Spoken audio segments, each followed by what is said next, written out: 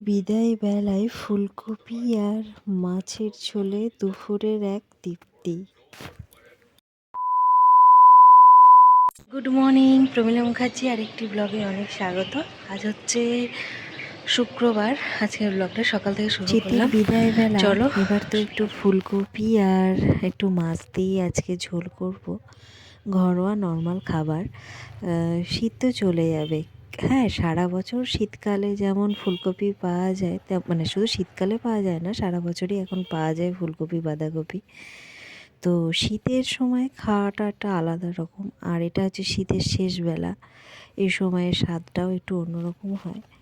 তো আমি ওই তেলেই, মাছ ভাজার তেলেই ফুলকপিগুলো ভেজে নিচ্ছি, আর ফুলকপিগুলোকে একটু কড়া করেই ভাজছি, যাতে এর টেস্টটা ভালো আসে।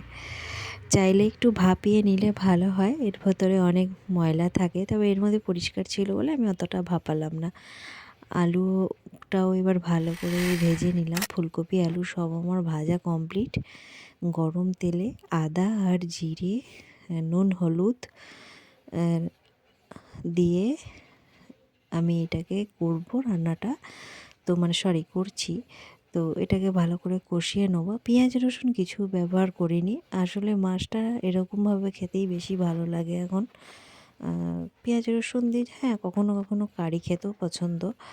তো যাই হোক, এই শীতের শেষ বেলায় এই ফুলকপি আলুর ঝোল মোটামুটি আমাদের অনেক ফুটন্ত গ্রেভিতে আমি এবার মাছগুলোকে ঢেলে দিচ্ছি। আর মাছগুলো তো শেষ হয়ে যাবে, পর একটুখানি ঢাকা চাপা দিয়ে সেদ্ধ হয়ে গেলেই নামিয়ে নেবো আলু আর ফুলকপিগুলো। তো এই আজকে মাছের ঝোল আর ভাত হবে আমাদের, এটাই লাঞ্চ আজকে। তো বেশ কিছু দিন ধরো আবার ব্লগ দিইনি, তাই আবার একটু লাইফ স্টাইল ব্লগ প্লাস একটু রান্নার ভিডিও শেয়ার করলাম। অনেক দিন তো রান্নার ভিডিও সেভাবে শেয়ার করি না। তো যাই হোক, তো দুপুর রোদটা এখন মোটামুটি ভালোই লাগছে, আর এখন তো একটু চড়া হয়েছে, কারণ যেহেতু আর কদিন পরেই ধরুন গরম পড়বে, ঠান্ডা তো এবার যাবে। এবারে খাবার পালা। গরম গরম ভাতের সাথে ওই ফুলকপি আলুর মাছ দিয়ে ঝোলটা মেখে এখন খাবো। আর এ যেন এক দারুণ তৃপ্তি। এই শীতের দুপুরে এই ফুলকপি আলু আর মাছের ঝোলের যে স্বাদ, অপূর্ব লাগে। তোমাদের যদি এই স্বাদটা খাওয়াতে পারতাম, খুবই দারুণ ভালো লাগতো। আসলে তোমরাও নিশ্চয়ই রান্না করো। যাই হোক, একই রকম সবার রান্নার হাতের এক বলেছি।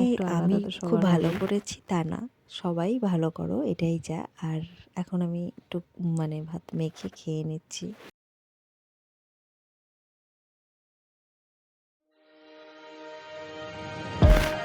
সূর্যের আলোকে আমরা সবসময় উপকার হিসাবেই মনে করি, কারণ সূর্য আমাদের সবসময় আলোই দেয়। আর কিন্তু সূর্যর একটা নিজস্বতা আছে, যে সূর্যর বেশি কাছে গেলে কিন্তু নিজেকেই পুড়ে যেতে হবে। তাই সূর্য এটা আগে থেকেই আমাদের অ্যালার্ট করে দেয়, যেমন উপকারী কোনো জিনিস হয় তেমনি তার অপকার দিকটাও আছে। তো এটা এমনি বললাম একটা কথা। যাই হোক, তো এখন খাওয়া দাওয়া শেষে একটু দাঁড়িয়েছিলাম, তারপরে একটুখানি চা করবো, আর বিকালও হয়ে গেছে।